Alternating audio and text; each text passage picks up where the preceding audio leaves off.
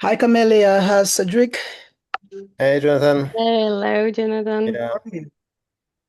How's it going? Where are you from? It's Camila. Where are you joining from?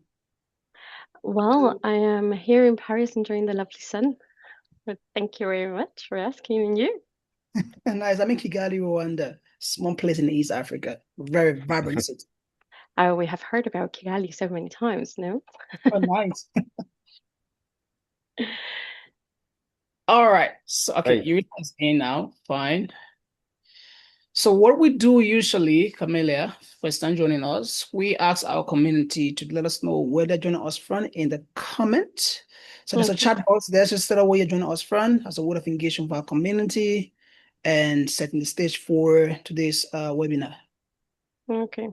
Please head over to the charts and just let us know where you are joining us from. I'll go first. I'm from Kigali. So I'm there. Hello. Hi. Hi, you say, How are you? I'm Good, glad to good, be good. here. I'm here in Madagascar. I'm joining from Madagascar. nice. Sudan, Juba. Okay, I can't see the chat actually, but if you can tell us, Jonathan, it would be great. Yeah, I tried speaking up.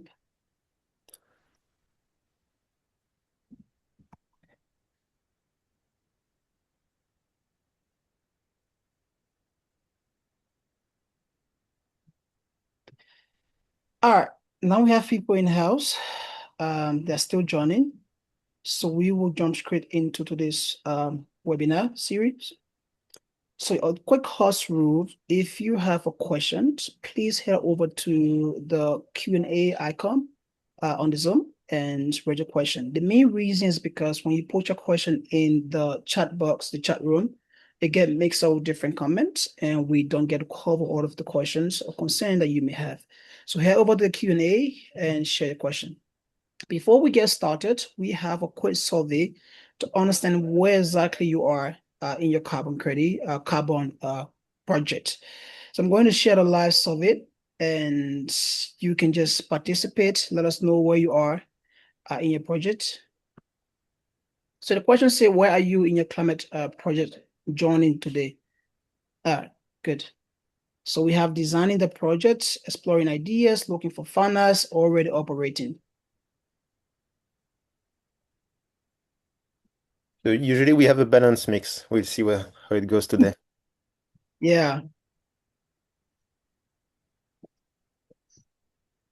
Well, we have people looking for funders, it's 63%. And we have exploring ideas, 25%. We have designing the project, we have 11%, and it's kicking up, actually. Already operating, we have 0%. So people are relatively new to climate solution.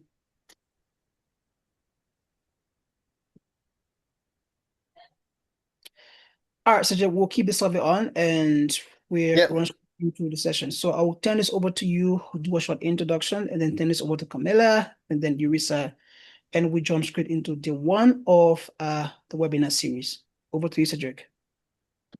great. Thank you so much, Jonathan, and it's great to have you, Camila, today. So we'll have proper time also to introduce you. You are climate, energy, and biodiversity regulatory lead. You will be with us today. So I'm very pleased to have you with us today. I was also in Paris yesterday, actually, but I had to escape to Normandy to try to get some fresh air somewhere. Lucky you. Which is, yeah, it's still hot, but yeah, not, yeah, trying to. So yeah, we already see the impact of climate in our lives. We'll discuss it in more details. And so actually today, the way we will be conducting the session, we'll start with some introduction, some information on our side around this webinar and the way we will conduct the accelerator as well. 20 minutes, we have the pleasure to discuss with you, Camila, on your views on climate solutions and uh, you know the also what you do at Airbus in the space of climate. and we'll open for discussions at the end of the session. So this is actually the first day of a 3-day webinar that we have started for the launch of the Climate Solutions Accelerator. Today we are focusing more on climate markets, and we have the pleasure to have Camila with us today. Tomorrow we will focus a bit more on investor-ready projects, how to make a project investment ready, and we'll have actually an investor joining us for the session tomorrow. And finally, we will end with the how to mobilize capital for climate solutions. So, as we mentioned, we have actually this webinar as part of the Human Planet and Terava Accelerator, where we are supporting climate project developers, entrepreneurs, social enterprise to launch climate projects and try to move from ambition to action. And this, I will share some more information about the accelerator itself. Very quickly about Human Planet and Terava. So what we do is that we are an impact finance firm specialized in supporting either NGOs, social entrepreneurs, also corporates and investors to bring capital in projects very impactful. And we actually have a strong focus as well on climate through our company, which is called Terava, actually incubated in Singapore, but present globally on projects to date. We have been around for almost 20 years. We have mobilized $500 million of investment, and we have present globally.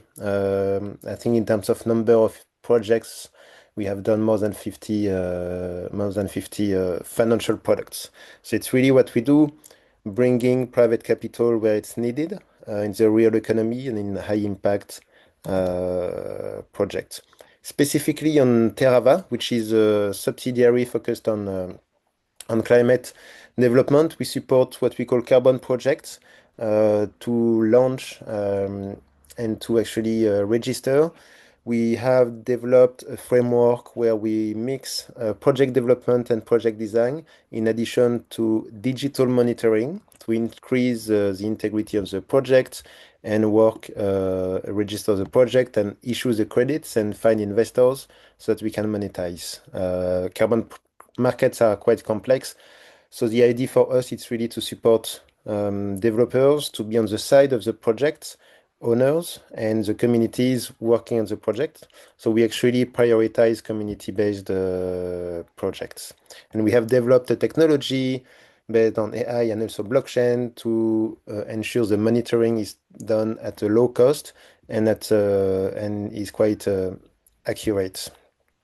So we had a question, so we have already started. I think it would be interesting also in the chat if everyone could write, if you are either project developers, NGO, corporate investors in the room, we will try to adjust the project and where your project is. What I understand, it's mainly at the initial phase. So what we have seen actually, and the gap we are trying to solve through the accelerator, is that most of the early stage projects have actually a low chance of success, and they face a lot of bottlenecks. So one is access to funding, but also access to the right information and the right network. So we have seen a lot of very interesting and very impactful projects which were not very well advised or structured at the beginning, and it's quite sad because they have a very strong impact on the ground, but they don't talk to, they are not strong enough with investors or funders. They get some bad advice, or they don't have the right methodology or the capabilities to scale the project. So what we have seen is that some of the projects early stage are very, very interesting and need some hand-holding and some support. So that's why we have launched the accelerator, actually. I don't know if Ursi or Jonathan, you can put the link to the accelerator in the chat. And also Ursi or Jonathan, if you could add in the chat the link to book a consultation for us to have meetings with potential candidates. I think I have a Calendly link. But typically, the program is 5 months, where we work one-to-one with the project developers. And during these 5 months, we work through the design, the structuring, the fundraising, and the technical support for project developers to develop the project. So it can be any types of projects. What we actually deliver during these 5 months is select the right methodologies, have the minimum of deliverables so that it can be pitched to funders. We also develop the digital monitoring tool, financial model, and investor narrative. So it's really an end-to-end package where we support you to reach from the idea to the to having something solid that can be pitched to funders and partners. And usually, this is the first time we launch it in climate, actually. Before, we have launched the accelerator in other sectors. We usually have quite a lot of demand, so we conduct consultations with you. We have interviews to be sure that your project is fit to be brought to the next phase. So this is about the accelerator. So some examples of our current projects that I wanted to share to give you some ideas. One is actually in Chiapas in Mexico, where we have we have just closed the feasibility study, we have fundraised and secured an investment of around, so it's $10 million. It's quite a big amount because we got a big investor in it. But typically it's a climate platform where you have several types of projects: mangroves, reforestation, biochar. And actually I have some pictures because I was in Chiapas a few months ago, so I have to share the pictures. So you have the mangroves on the left, and the mangroves are a bit degraded because of the hotels and the touristic areas, and also some of the population actually cut the mangrove for cooking, for cook stoves. So it's very interesting. And also Chiapas is one of the poorest states in Mexico, so we can do a lot of work, to share revenue of the project with the communities. And on the right side, you see actually a banana plantation, where I was also in Chiapas a few months ago. And you see this rail, which is actually where they collect the bananas, and they use the rail to send it to the packaging plant. And we will actually set up a biochar project there to collect the waste the same way with the pyrolysis plant, and after give it back to the farmers. And all this area is smallholder farmers, where we provide the fertilizer back, issue carbon credits, and share revenue with the smallholder farmers. So this is one example where it's very interesting. A second example is in Philippines, where we have been involved in a project around bamboo plantation. So again, nature-based, where we have worked with smallholder farmers in partnership with the Asian Development Bank there to develop a digital solution for a potential carbon project. So again, I have some pictures because I was there a few months ago. And what you see on the left is actually one of the farmers who is actually having a phone in her hand, and she uses the phone to capture the location of the bamboo that she is actually harvesting, and they do it in a sustainable way so that the bamboo will grow again. And all the information is captured on the blockchain along the value chain, and even when they sell it to the manufacturer. So when we issue the carbon credits, we can actually track on this one, and it's also there is a very strong potential because we can actually activate mobile payments. So when we share revenue, because she has a phone, she can have a payment system on the phone. She can directly receive funding through our revenue through her activities. Okay, so this is what we, in a nutshell. I'm sure in the room we can see a lot of. We'll hear about a lot of interesting initiatives as well, but this is a type of projects we do support. Perfect. So yeah, so the cohort, the first cohort of the Climate Accelerator will start in June. And we have already received application. We'll receive more applications and happy to take the discussion forward. So this was for the presentation. Before we move to the discussion with Camilla, we wanted to share a few more items again on climate markets. And one of the things to highlight, again, it's a bit linked to carbon projects, but it's around the Article 6. So we actually receive a lot of questions around what, whether a carbon project should be registered or not under Article 6, what is the implications of a government, etc. So just to clarify a few points that have been mentioned is that today in the carbon market, you have a voluntary market. And generally speaking, for climate solutions, you can always go through the voluntary road and mobilize funding through voluntary off-takers or investors. So it's always feasible. Today, what we have seen in the market is emerging compliance markets, specifically for carbon, be it in reforestation project, nature-based solutions, cook stoves, also biochar, any type of climate project, where you can actually partner with the government, ensure that you get a letter of authorization from the government to say that they enrolled the project. And in this case, you can be included in what we call the Article 6, which is a way for countries, which has been signed during the Paris Agreement, to have the corresponding adjustment between countries and sell emission reductions between countries. So this is what we see more and more in the market today. So we would strongly encourage whatever your project is to actually try to get more involved with governments in your country to see if you can explore this road.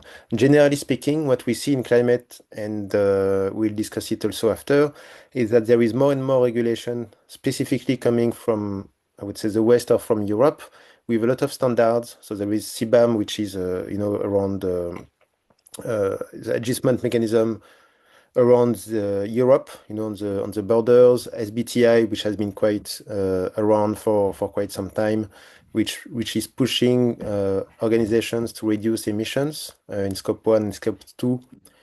And it's a bit, in Scope 3 as well, where there has been recent developments. So there is a lot of regulation coming up. It's coming more and more strongly, also in nature-based solutions. In nature finance, you have actually more and more taxonomy coming up. So again, I would advise, to be aware of this, because when you discuss with investors or funders, it's something that can be, that can push them specifically for corporate in some of the directions. And typically, when you go into due diligence with investors and climate professionals, there are a few questions, and we will share in the follow-up of this webinar a kind of guide or booklet, to help you in the key questions. But typically, it's around key items like around the additionality of your project. Are you additional compared to business as usual? If you do, reforestation, are you actually doing something more compared to what is currently being done in your area? So it's a question about the baseline. What is the baseline, and do you provide additionality? Today, also monitoring. So what we call MRV, monitoring, reporting, and verification, is very important. So you need to be able to demonstrate that you understand and you can report what, the benefits of your project. And the additional point is around communities. So on our side at Human Planet and Terrava, we always prioritize community projects, where you involve communities in the design of your project, in the monitoring and also in the benefits, which means prioritizing revenue sharing. And this is something which is well seen by funders, but also which is a plus for the project overall. And and after you can get into the discussions around the carbon credit price and the vintage and the things, but it comes at a later stage. When you are at the ID stage, it's really around additionality, design, monitoring, and the impact on communities that you work on. Perfect. So I think I will stop here. You have a few slides, but I want to take time also to discuss with Camilla. So thanks again, Camilla, for having for taking the time. I know you have a very, very busy schedule, and we are very lucky to have you. So I will. Yes, so you are climate and energy and biodiversity regulatory lead at Airbus. We are very happy to have you. I will ask you maybe if you want to start by a quick introduction so that the audience knows you better. Also, we met before, so I think what is very interesting is you're coming from a lawyer background and now in sustainability, and you have done very amazing things. I will let you share with the audience, but it's very interesting. And thanks again for joining us. No, thank you very much for the invitation, Cedric. It's a pleasure for me to be here. Well, I am actually, as you said, a legal counsel, so a lawyer, and I have developed in time, let's say, this sustainability regulatory expertise. And over time, I mean, it's been almost 15 years now since this started. And actually, I never intended, to work on climate. As a lawyer, my hardcore was based on people. So I was very interested in human rights, and that's what I wanted to work on. The thing is, human rights can go but it can go very abstract, right? But the thing is that my question was always related about what was the role of corporations and companies, in protecting and promoting human rights. And this is where nature, climate, and basically environment really connects with the people. Because the activities of every company at the end have an impact on the people's livelihoods through the impact that they have on the environment. And this is how I started. So I worked on the government of my country. I come from Chile. So I work in the Chilean government. I had the opportunity to be the advisor, the legal advisor to a minister, and to also head the legal head of a regional social and solidarity fund. And then from there, I decided to move into the private area, and I worked on a renewable energies company. And this is where climate hit. And it all makes sense for me, because the states create rules, for people to work together. But these rules are normally very complex, aren't they? They interlink, they have different levels. And if you want to do a business and you actually want to do it right and you want to do something good, you have to navigate this complexity. And when you work on energy and you work on climate, it becomes even more layered and complex. So you can have great ideas, but to make things happen, you need to master, this gray areas between what a government wants, what it's a policy, what it's a law, what you actually have to do, and then put it all together in your plan to make it work. So that's how I arrived to this role. I joined Airbus in the year 2018 to develop actually further the area of climate, energy, and biodiversity. And it's been 8 years now that I'm working on, and we have achieved great things in the Airbus team. So we have worked with many governments not precisely to understand how they're focusing, on their climate policies, how they interact with companies, and particularly with companies that have this multinational footprint, right? Airbus has activities all over the world. So we cannot just, work with one law, we work with so many. And our customers that are mostly commercial aviation, they have even more of an international scope. So being able to work with the governments on how their ambition and the policies interact with the private sector is key.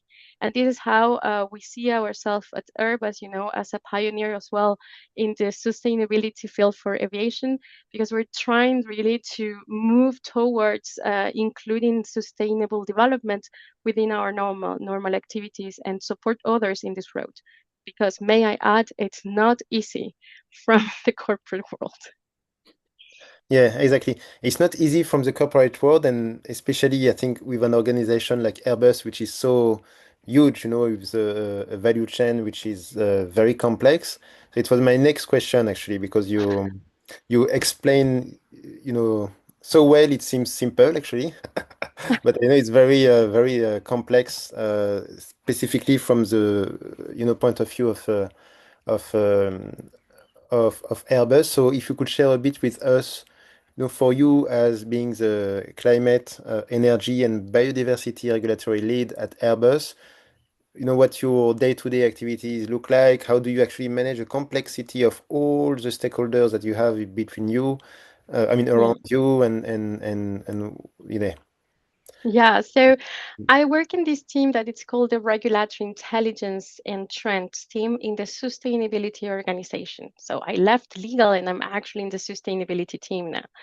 And what we do here is that we monitor what is happening around the world. And when I'm talking about monitor what is happening around the world, this is where it becomes difficult, because what to monitor first? It's already a very big filter when you're talking about climate, energy, and biodiversity. So we start normally where Airbus, core activities are. So of course the European Union and the international scope. So if you think about it, all commercial aviation activities have an international, very important international area through ICAO, the International Civil Aviation Organization, that interacts with so many treaties around the world, such as, and that's why I was saying before, Kigali is very known for me, because you have the Kigali Amendment, that works with the Montreal Protocol. Then you have the Paris Agreement, of course, and the UNFCCC, and they all interact. So that is the first layer that we need to solve. So we work on layers at the end, right? The first layer, the international one. This is the political agreements. This is where the countries want to go, and where the countries want to go is probably where they will push, companies to go towards to. For countries to decide, for states to decide where to go, they normally have certain bodies that help them, to set the pace. So for climate, the IPCC is key. So the Intergovernmental Panel on Climate Change, it's something that we monitor as well quite closely. And so with this first layer and the first interactions, fitting how the aviation business, how the monitoring and satellite activities should work, or where they enter, for example, or the helicopter activity enters, and so on, we're able to build later on a puzzle, And so the puzzle is divided between the European Union, the countries where Airbus has its own footprint for industrial activities, such as the EU countries, the US, Canada, China, Australia, Brazil, and so on, for the different activities in the group. And then we don't work alone, because something that happens a lot in the corporate world is that you have a corporate central organization. That's what the sustainability team is. But you have these local organizations that know better than you what is happening in their own countries, right? So you have to have like a normal interaction with them to feed the analysis and where we are. So that's what we also do. We also have a network around the world, to be able to grasp what is happening. And all of this becomes, as I was saying, it's a puzzle. So we graph all this information with my team, and what we create is a picture of what is happening, where are regulators standing, and where do we think they're going? Okay, and with that, Airbus can take clear decisions, on the way forward when it comes to climate action and nature action in particular. Thanks so much, and it's very very interesting, and we understand, when we listen to what you are saying, that we always speak about data for climate projects, and I was mentioning during the introduction, and it's always sound like a bit like something you have to say, or which sounds a bit theoretical.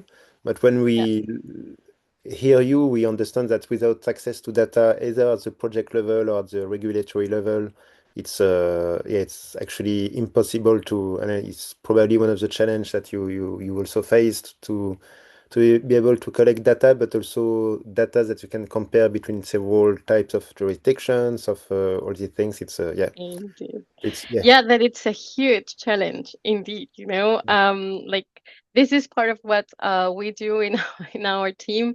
Once you get all this, then what does a company like Airbus do with it, right? Yeah, exactly. Okay, good to know. But what do we do with it? So data, Yeah. it's actually what we try to compare and create like some type of referential or proper way for analyzing. It's one of the projects or activities, that we're implementing in terms of the climate benefit that it can bring to the company.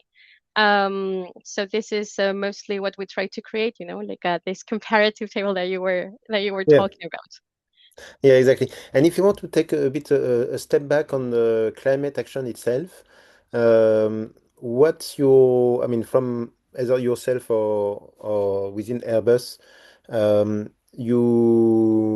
because also today, the views on climate has been evolving quite a lot, and depending also if you are in US today, if you're in Europe, if you're in some countries, it's not seen the same. Sometimes there is a bit of it's kind of a political weight around it.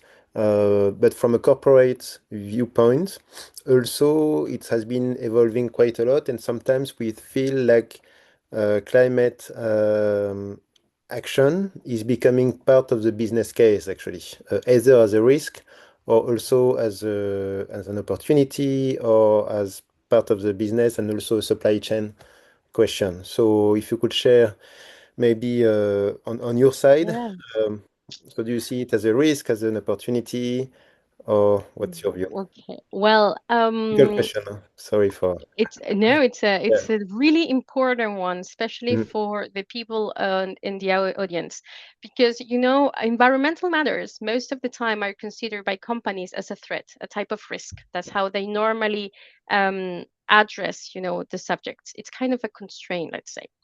Thankfully, with the work of the sustainability team, what we have moved towards is to do an analysis of risk, opportunities, and the impacts that we have as well, on the environment, on people, and in the economy. So we're really looking into what's called the double materiality analysis from the mm, financial standpoint. And from that perspective, what we have done, it's a scenario analysis exercise that has allowed us to see climate scenario analysis exercise. So it has allowed us to identify those risks, of course, coming from climate change and in different areas like social risk, technology risk, market risk, etc. But we have also been able to identify opportunities. Okay, and this is a big, big change because you're starting to be able to integrate climate considerations in the business as a way of doing business. So a very clear example is that we have been using a shadow carbon price for some time now. We started, with this idea years ago, and it's used for certain operations. But we try to give a value to the negative externality of emitting, in certain new projects. But we also, for example, are now exploring more how climate transition and the just transition works through the development of sustainable aviation fuels, for example, and what is the social impact of this. So the problem that a company has is that all these measurements, for climate related activities are unknown and are normally not very established except for the greenhouse gas accounting in itself. And you need to explore. So companies need to change the mindset, which is the hard part of the work we do, into this continuous improvement type of approach, right? Let's give it a try. Let's see if it works, if we can really bring the impacts, the positive and negatives of climate into our business, and then let's see how we move forward. We have really good examples. We have been able, for example, of not only changing light and improving energy efficiency, but actually proving that certain investments are better to do today and to reduce emissions, to reduce the exposure, and to also reduce vulnerabilities. So companies see, our company at least, it's starting, to mature how to incorporate climate in its own business. And this is very important because regardless of the country that you are, there is an understanding, particularly in the financial world, that climate is a threat that companies need to manage. And that has not changed much, regardless of the regulatory landscape in itself. So how you manage climate, it's important. And for doing so, you can see that there is a shift in the discussion from the target setting discussion that was happening 2 years ago to like an implementation. And so there is more and more the logic of how companies are implementing climate transition plans, for example, not just naming them, but really making them happen. And this is where climate carbon credits or carbon offset projects or neutralization projects actually enter, because they're normally a pillar within this logic of implementation of your ambition. Very interesting. And it's definitely, I think what you say is probably a bit new also for for some of the audience, and I think it has been evolving very rapidly. Now I wanted to deep dive a bit more around nature and biodiversity, and also because it's actually in your title around biodiversity, and if we everyone knows Airbus, and biodiversity is not necessarily the first intersection we would think between Airbus or aviation and nature. So it would be very interesting to hear from you. And also, I think last time we met, the EU had launched its new nature, I mean, taxonomy on nature, if I'm right. So a few months ago, a few weeks ago. So there is definitely actually a push on the regulation on this side, specifically around the EU. But from your point of view, from a corporate, do you see nature as an opportunity, or do you think, I mean, I'm sure you do, but what role do you play in nature-based solutions? What can Okay. corporates be involved in supporting nature-based solutions?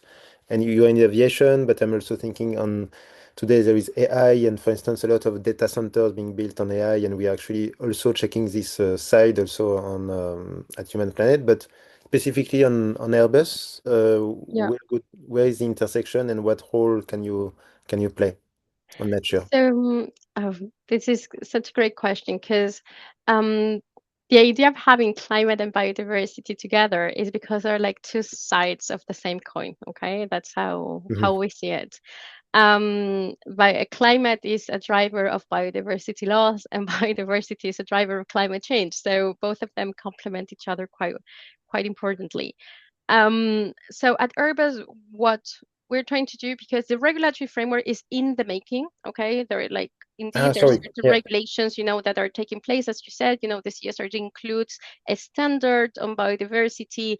There are certain groups like the TNFD that are already working on the recommendations, how you could include biodiversity value in a company. The main difference between biodiversity and climate is that climate is quite of a global problem, right? It's not that biodiversity isn't, but it's the way of acting, it's more local, whilst the climate issue, it's more global. You need to understand more global effects. So for a company, and this is where we are today, we are exploring more and more where are our dependencies and where do we have any drivers, on biodiversity loss that can impact us. So from there, we have decided to start working, kind of fragmented linking parts. So the first one, it's linked to our own activities. So the industrial sites that Airbus uses to manufacture our products. From there, for example, we have started to think a lot about the artificialization of land, which I think it's quite connected with the nature-based solutions, that we're discussing today. Because artificialization, it's something that is very difficult to measure, especially in the long term, and it's different, the approach, when you look at it from a biodiversity perspective than when you look at it from a permitting, because sometimes you can get certain measures to put in place because you have a permit, to manufacture, to operate. but that it doesn't mean that you're totally covering or understanding your risk due to land change and artificialization of land. So this is the type of things where we're trying to do. We're kind of dividing to conquer. We see this impacting particularly our own activities. For the aviation sector, the impact is still in the analysis. But for example, we also see that this brings a lot of opportunities linked again to climate. Airbus has satellite monitoring services, for example, that are quite important to gather data to be able to to analyze, the effects of a biodiversity loss or the prevention of biodiversity loss, and as well climate change. So we're in the making process. We have started with this part of the industrial activities, and we are moving forward as well with education internally, something that some people may not see, but when you're talking about these topics in the corporate world, you need to educate your colleagues, your employees, because otherwise people don't follow, and it's something that needs to be included in the DNA of a company. So this is the second exercise. And the third one, it's something we actually implemented some time ago. It's for the purchase of carbon offsets or carbon credits. And here we see how biodiversity measurement, it's a difficult thing to do. But particularly when it comes to reforestation or afforestation projects, we have certain indicators that are important for us, such as, I don't know, the use of native species, in the project, in not bringing something from somewhere else, the capacity of a restoration, what co-benefits can this have, not only by storing carbon or absorbing carbon, but overall on the protection of the biodiversity. So this is how we're seeing the interaction between these two subjects, and it's in the making again. So we hope to be ahead of the curve and continue our work on this. Great. Thank you so much for all the insights. It's very very interesting, because we are used to discuss these questions also from project developers, but having the insights from you, and with all the complexity, due to your role as Airbus in the in the ecosystem, is very, very interesting. Maybe one last question, which which is around decarbonization, and what's your view on the long term? Because aviation is actually, I mean, aviation is of course part of your value chain, and it's one of the hardest uh, to decarbonize. So maybe on the long term, what's your view, to navigate this challenge, or how do you assess the different innovations that you see in the space? Right. So basically, today, we have set near-term targets to decarbonize, and if you look at them, 95% of Airbus emissions is coming from the scope 3 on the use of our sold product. So basically, it's flying aircraft. So for us to manage, imagine the difficulty of managing an impact that is not controlled or directly controlled by you. So we're doing our best to influence the value chain, and to work with our customers, towards decarbonization. How are we doing that? We are quite aligned with the overall aviation industry strategy. So that means that there are four main pillars to decarbonize. Okay, the first one, it's coming from the technology improvements, where of course Airbus has a key role to play in improving the efficiency of our products, to bring new solutions into the market that could reduce, fuel burn or increase efficiency. So that is the first pillar. The second one has to do with the aircraft operations, which is something quite in the making, like quantifying the emissions that can actually be saved and creating this baseline in a more concrete way. In here, you also have some opportunities to reduce climate impact, right? That are quite innovative and uses like a specific real-time data to reduce, for example, certain effects in the route or in the fuel consumption and so on. So there is a lot to continue doing there. And the third one, it's on sustainable aviation fuels and new energy vectors. So here's where we try to act to the best of our capabilities, as a catalyst of the SAF ecosystem. Sustainable aviation fuels, if you're not aware, are this low carbon or renewable, better said, fuel, that it can be produced even for waste and residues, or like some biocrops advanced, hopefully. And the thing is that even though they can produce, they can be used to reduce important amounts, it's just a market that doesn't yet start. Okay, so here's where we are focusing because it's a reduction measure, and same for hydrogen, which is way more in the long term, right? And this is aligned with your question. We're not seeing this as an action for today because we need to influence systemic change. Everything that we do is kind of looking into the mid and long term, actually. So, and here's where we work a lot with the regulators to understand how can we build these systems and how our expertise, can support the policy making around the world. And then the last part is what's called market-based measures. Okay, and here I think the audience will be very interested as well because a lot of market-based measures are basically based on the trading of carbon credits, right? And one very important thing is that moving and looking towards the future, what Airbus sees, it's that not Airbus, the IPCC kind of mentions, right, that all the companies around the world in the States will need carbon dioxide removals to achieve some type of netting effect. So you can see that has repercussed importantly in the companies because many are starting to create, and we're no exception, the carbon dioxide removal framework. However, this cannot, this needs to be balanced, better said, with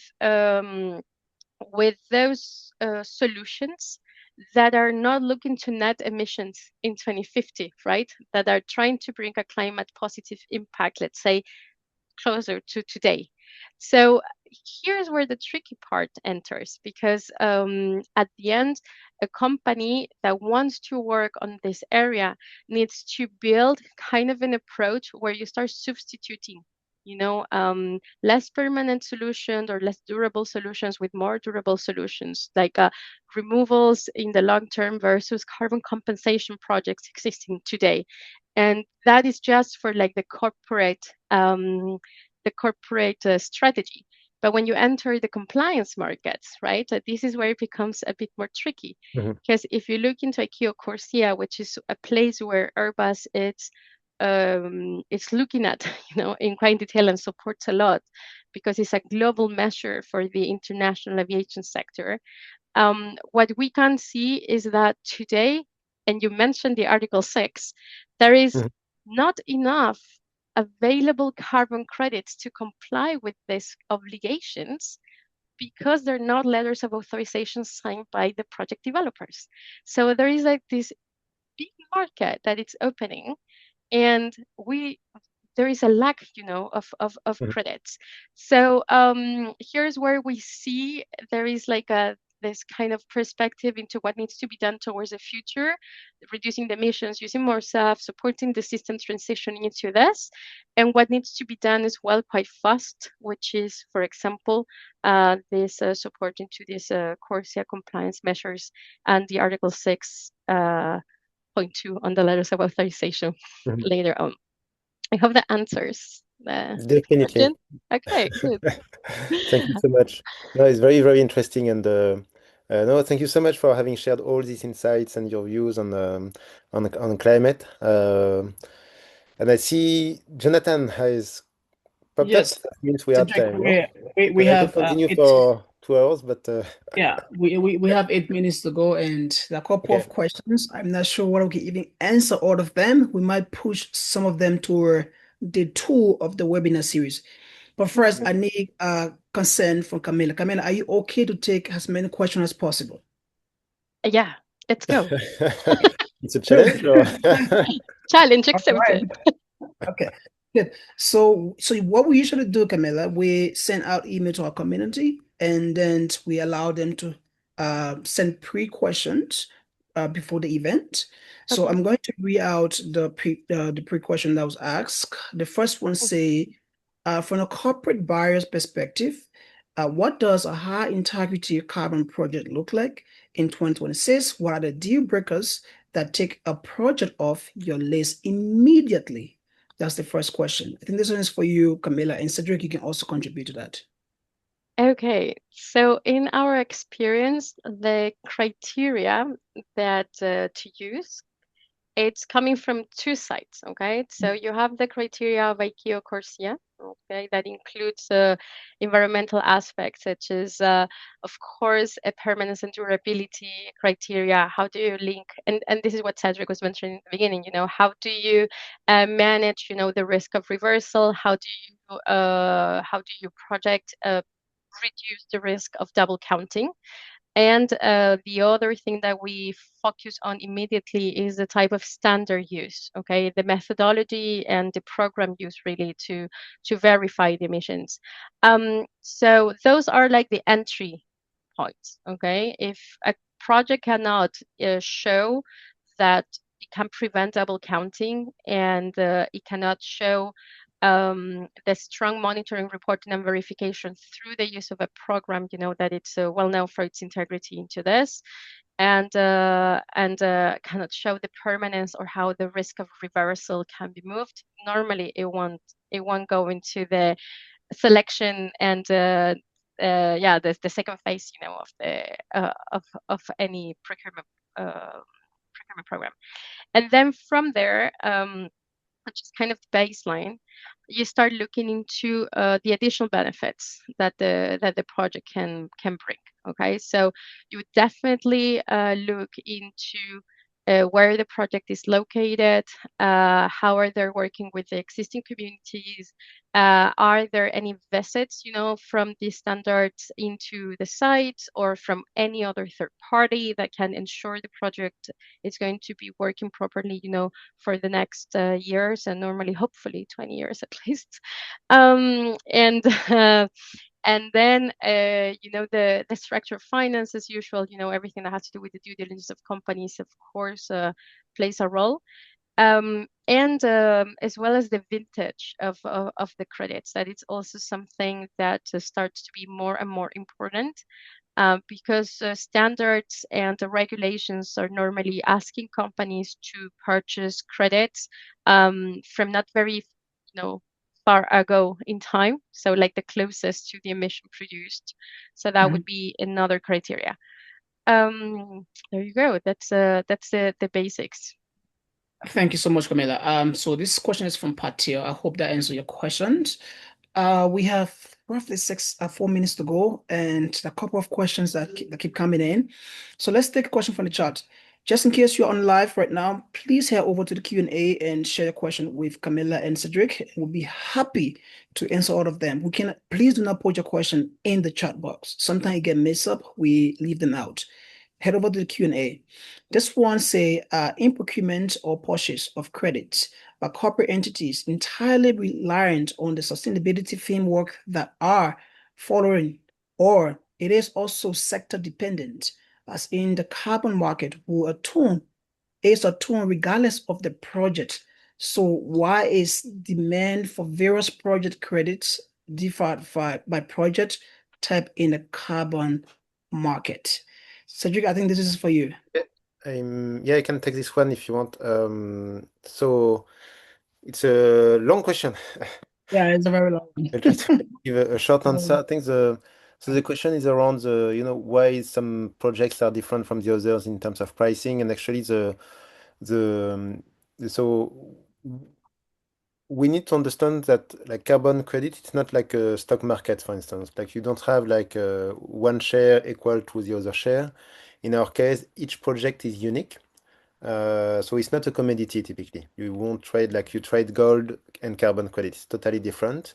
And each project is unique. And actually, each buyer will have a specific strategy on projects. So some buyers, for instance, would be more into gender. They would have a gender framework, for instance, which would be very strong, and they will be looking for projects where there is so typically cook stoves where you can demonstrate easily the impact on gender, and there will be a different price. So in terms of pricing, it depends on the vintage of the project. It will depend on the sector, also on the country, and also on the impact that you have either on biodiversity or communities. So if you add all these things, usually the off-takers or the buyers, they have scorecards and they play with all the criteria. And I said at the end, you get a different weight. So I know it's a bit unfair actually for the project developers and the NGOs and the owners of the project because when you start a project, you are placed into a category, and even if you do the best that you can for your project, you are sometimes capped by a certain price, which is only due to the demand. So we need to keep this in mind. Carbon markets are really like demand supply game. Good. So I hope that answered your question. Thank you, Cedric. This one's for you, Camilla. What advice would you give a project developer who is sitting on a Scrum project but does not yet have a buyer conversation? What is the right way to approach a corporate like Airbox? Okay. So corporates need to follow various rules. Okay. So I'm gonna start by disclosing this. Um, at Airbus, we have been happy to meet actually, project developers that are like in the starting process, a bit more mature of the idea, of course, but to meet them to see where they're going. But the process in itself goes through procurement when we purchase the unit. So you have to differentiate two parts. One is when you want to have like a more direct investment, and a second one is when you're selling the carbon credit. So when you're selling the carbon credit, like the unit in itself, normally need to go through the procurement rules. The procurement teams open, a call most of the time for projects to participate, and this call, it's the first one, it's quite open, so we will tell you how much maybe the company is looking, like the type of projects that the company might be prioritizing, or the geographical zones, or if there's co-benefits that you should be highlighting. Remember about your co-benefits, as Cedric was mentioning. And then from there, the procurement team and the selection team will reduce the list, and then you can move into the next stages. So that is a very structured process. The second approach is linked with when the corporate wants to invest directly in a project development. And in here, to approach them, it can go through the procurement process, and maybe from there, you lead to another conversation. Or there are certain companies that also open a process for investment, or you literally, and don't underestimate this, send an email directly to the working teams. And if you have a good pack that is clear, that puts this environmental integrity criteria and your co-benefits out there, don't minimize the capacity of getting a call back, just to hear about who you are, and then that process moves into maybe something else. So the formal process, it's a highly recommended one, because the other one is if you get the chance, if you were lucky, but don't minimize it either. We have received some requests, not through LinkedIn. Try to get the email because LinkedIn is not going to make it necessarily. But when you receive something like that, it can work. Thank you so much, Camilla. Again, there more questions are coming in, and we are already of time. It's 2:02 time. I think what we can do is that, Cedric, please let me know if that works. We can move some of the questions that we have right now to day 2 of the webinar. But we can take this last one from Niboyo. Please, I'm sorry if I'm mispronouncing your name. Niboyo from Ethiopia. He said, we are extensively working in climate change and environmental protection. Since 2014, we have achieved different community initiative, renewable energy project during our journey. We have benefited more than 1 million community, and we would like to scale up our project. What your organization like you will share the same motive in this sector? Sergio, this is for you precisely. Yeah. So yeah, I mean that's why the accelerator is here. Actually, I would advise that they book a consultation, and I would be happy to take a call to discuss it further. But yeah, it's very impressive, 1 million community. So I don't think Ursi can put the link on the consultations in the chat, and anyone happy to have a discussion. And thank you Good. again, Camila, for having joined us. It was a pleasure having you.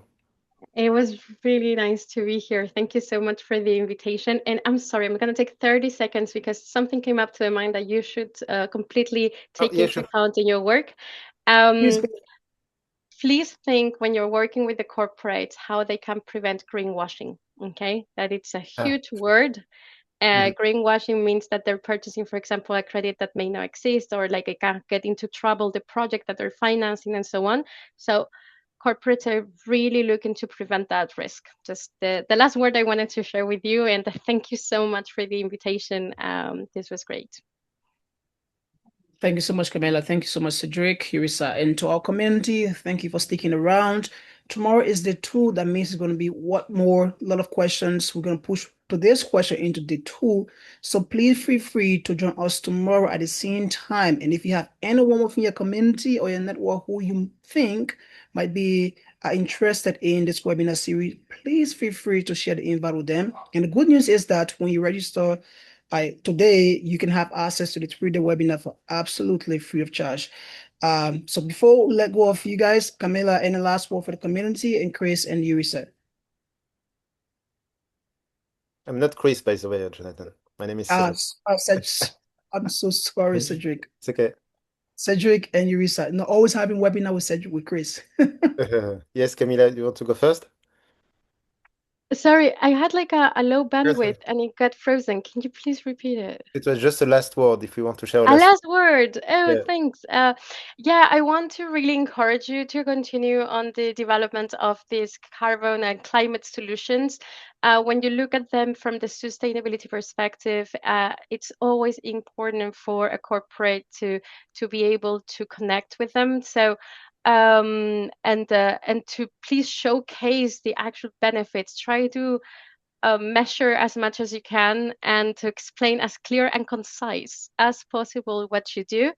But all what you're doing, it's of key importance for a corporate action and globally. So thanks for being here and keep going. Thank you so much. Cedric, over to you. Yeah, maybe on my side, so just to share also, I think because this webinar and this accelerator is around climate, which is very important, but I would encourage also to look at intersections with climate. So typically climate plus something else. It can be climate plus health. On our side, we are actually exploring today climate plus children. So how we can move, focus on empowering children and working for solutions for education actually in climate projects. So there are many things to do. So yeah, try even to move beyond climate because it's part of an overall challenge. Thank you so much, Cedric. Yurisa, what should we expect tomorrow? You're on mute. Sorry, I didn't see. So I was saying that tomorrow you will see. I can't say more, but I will just say come and you will learn a lot tomorrow. It will be better than today, and I'm sure you will be like, please give me the link, and I will apply to the accelerator. So please come tomorrow, and we'll be so glad to have you. Thank you. Thanks. All right. It would be it cannot be better than what we had with Camilla, but we'll try to do as good as what we had with Camilla. Good as it is Yeah, today. it will be as good as today. Thank you, Camilla. Thank you, Cedric. Thank you, Risa. And to our community, as always, thank you for sticking around. It's because of you we're having these sessions. And we look forward to seeing you tomorrow. Come with all the questions. If you have somebody along, tag them along, and let's have a more productive session. Tomorrow has equal to this session that we have today with Camilla. Camilla, again, thank you so much. And our regards to Airbus team. Thank you. Take Thanks, care, everyone. everyone. Goodbye. Bye-bye. Bye.